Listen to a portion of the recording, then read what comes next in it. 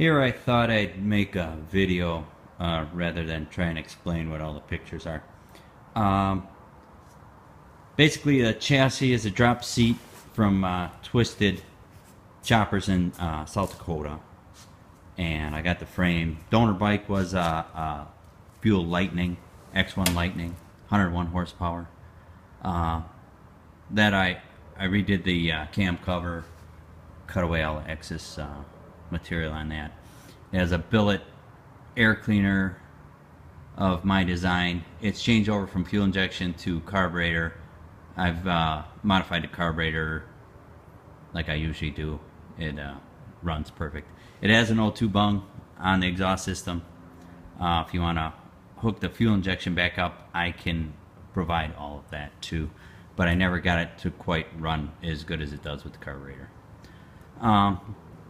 The forward controls are basically big twin stuff that I've modified with my own foot pegs and slave cylinders and stuff to fit on this bike.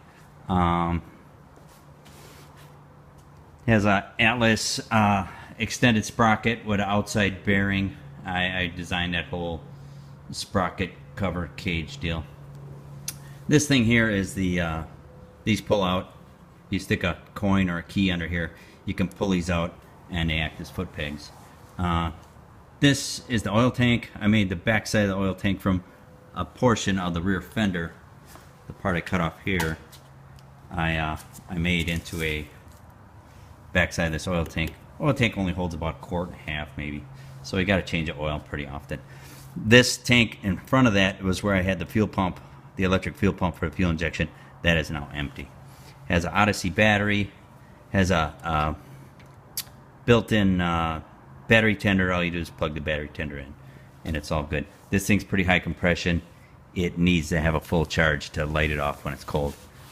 If you're riding for the day, it's fine, but like if it's sitting for a while, it needs to crank a couple times, and it can get a little finicky, so it needs a full charge on the battery.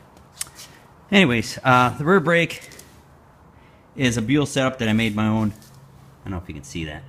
My own sprocket to match the front sprocket. They didn't make one that matched the front, so I made one. It's got the integrated caliper bracket, so everything's hidden. There's no links or anything holding everything down. Hidden, covers on the axles, all real clean stuff. LED light on the license plate light. This fender, it's steel. You can sit on it. It's not going anywhere. The seat is a custom-made seat with actually has a Kevlar seat pan, and it's got a gel insert right in the middle here. It's pretty comfy. You pretty much adjust the suspension by how much air you put in the back tire. That's what I usually do. If it's a little too bouncy, then put some more air in. A little too stiff, you have a little out. These are the forward controls I made to work with the whole Buell setup. Has a hidden spring kickstand. Doesn't leak any oil. All this stuff is sealed up. All stainless steel hardware. It's using the Lightning ignition, single fire, and it's using a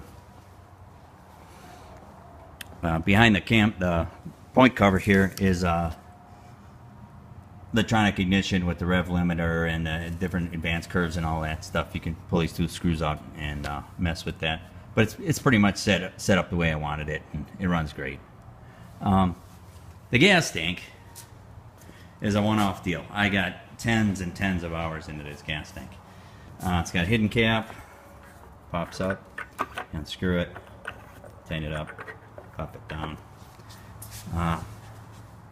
It was just a blank tank when I got it. As you can see, there's no mounts that you can see. The mounts are way under here, all hidden mounts. And the front's all covered here. Now this tank is steel. It's just got a carbon fiber hydro dip on it. Steering dampener, one-off deal. I really can't tell you where that came from. Triple trees, custom made triple trees to use Harley bars, Harley dog bones,